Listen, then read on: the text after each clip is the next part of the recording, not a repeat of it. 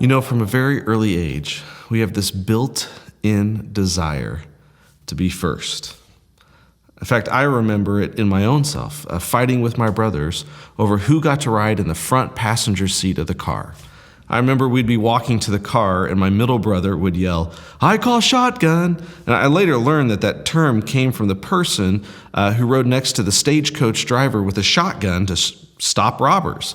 Well, once my middle brother would yell that, my older brother would say, "Not if I get there first." And then the race was on as to who would get there first. Now, since I was the youngest, I pretty much never had a chance.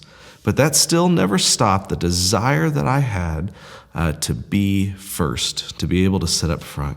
And our desire to be first, it never really goes away. And it shows up in us all the time. Like maybe you've been driving down the road and a light turns red in front of you. You notice that in your lane there's a semi-truck, there's two other cars, while in the other lane there's only one car. And so what do? You switch lanes because you want to get ahead of everyone else. Maybe your desire to be first shows up in your work, where you want to beat everyone else for the most sales in your office, so you work more hours and harder than anyone else just to be the best. Maybe it comes out of you and the things you choose to buy. Like you want to be the first one with a new cell phone or a new car or a new house. Or maybe it shows up in our Sunday morning services, where you intentionally leave service early to go get your kids because you want to be the first out of church and the first to the restaurants. And I have to say, I understand this desire to be first, but there are some problems with chasing after it. You know, number one, it forces you to compare yourself to other people and determine if you are better or worse than them. Second, it puts you in opposition to people. I want to win means they have to lose.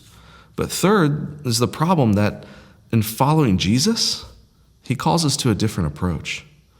In Matthew chapter 20, verses 20 through 28, we see this interaction between Jesus and his followers where they're asking to be put first in his kingdom. It says this: "Then the mother of Zebedee's sons came to Jesus with her sons and kneeling down asked a favor of him. 'What is it you want?' he asked. She said, 'Grant that one of these two sons of mine may sit at your right and the other at your left in your kingdom.'" It was Salome, the mother of James and John, who makes this request. The two boys may have put her up to it thinking that she might have more pull with Jesus. It's likely that Salome was Jesus' aunt, and as a woman, she might be able to tug his heartstrings better than they could. And besides, the request really looks less selfish coming from their mother instead of them.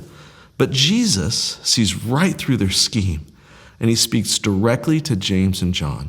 He says, "You don't know what you are asking," Jesus said to them. "Can you drink the cup that I'm going to drink?" See, Jesus tries to open their eyes to help them see the things, how things work in God's upside-down kingdom. In Jesus' kingdom, greatness is not accomplished through power or popularity or accomplishments. Greatness comes through suffering. You see, Jesus is headed to the cross, and he's asking these two eager followers, "Can you suffer like I'm going to suffer?" And without even batting an eye, James and John respond. "We can," they answered. Jesus said to them, "You will indeed drink from my cup, but to sit at my right or left, that's not up for me to grant. These places belong to those for whom they have been prepared by my Father." I don't think James and John truly knew the depth of what they were agreeing to in that moment. I imagine it much being like a kid taking care of a puppy and agreeing that they would do everything for it if their parent would get them that little puppy. But these two agree to follow Jesus in his path of suffering, and Jesus says, "You will suffer for your faith." And history tells us that this came true. James would actually become the first apostle to be killed for his faith. And according to tradition, John wasn't killed for his faith, but he faced his fair share of suffering. In his older years, he was exiled to the island of Patmos, where he saw a vision and recorded the book of Revelation. Well, you can imagine that overhearing this conversation, we see the response of the rest of Jesus' followers. Here's what it says. "When the 10 heard about this, they were indignant with the two brothers." See, the other followers weren't mad because James and John asked Jesus to be the number one and number two in his kingdom. They were mad because they didn't think of it first. James and John just beat them to it. Well, in verse 25, it says this: Jesus called them together and said, "You know that the rulers of the Gentiles lord it over them, and their high officials exercise authority over them. Not so with you. Instead, whoever wants to become great among you must be your servant, and whoever wants to be first must be your slave." See, Jesus pulls everyone together and says, guys, it's not about power, prestige, or accomplishments. It's not about being first in line or getting the best seats or getting the biggest piece of cake. If you want to be first in God's kingdom, you choose to suffer as a servant of everyone else. The greatest in God's kingdom, suffer as a servant for others.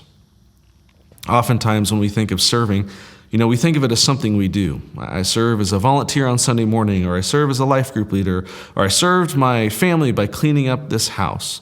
And while serving is good, Jesus is calling us to actually something much deeper. There is a difference between serving and having the identity of a servant. You see, a servant is who you are, where serving is just what you do. And I love this quote by Gordon MacDonald, and so challenging to me every time I read it. He says this: "You can tell whether or not you're becoming a servant by how you act when people treat you like one." See, Jesus is saying that the identity of a servant is the mark of those who are in his kingdom. Those who choose to suffer and serve others are the greatest in his kingdom. And just in case there's any confusion, he goes on to say this in verse 28: "Just as the Son of Man did not come to be served, but to serve and to give his life as a ransom for many." See, even Jesus did not come to be first when he could have been. Even Jesus did not come to be served by others when he should have. Jesus came to serve and give his life for us. You see, he served humanity by choosing to die on the cross for us. In fact, the word ransom that's used in this passage was commonly used in Greek circles for the price that was paid for the release of a slave or prisoner. And because Jesus paid the price for us on the cross, we are free from our sin. Praise God. But Jesus did this because he chose to be a servant and endure the pain on the cross. And so he asked you to follow in his footsteps. So I want to ask you, who is God calling you to suffer for and serve? Maybe he's calling you to give up a standard of living so you can give more to help the message of Jesus reach places that it's not. Maybe God is calling you to give up life in this country to live in another country so that people will know Jesus. Well, maybe God is calling you to give up your time and your energy to become an advocate and a mentor for kids in the foster care system. Maybe God is calling you to give up your Sunday mornings to serve people and kids that come to Northside so that they would know that they are loved and cared for by their Heavenly Father. Or maybe God is calling you to give up your fear of talking about him at your work and truly sharing your life and your faith with your coworkers. Who is God calling you to suffer for as a servant? As I said earlier, James and John probably didn't know what they were agreeing to, but man, I'm so thankful they kept their commitment to Jesus. Because of guys like James and John, we have the message of Jesus today. They would go through the pain and persecution so that people like me and like you would know Jesus and be saved by him. So who is God calling you to suffer for as a servant so that they would know him?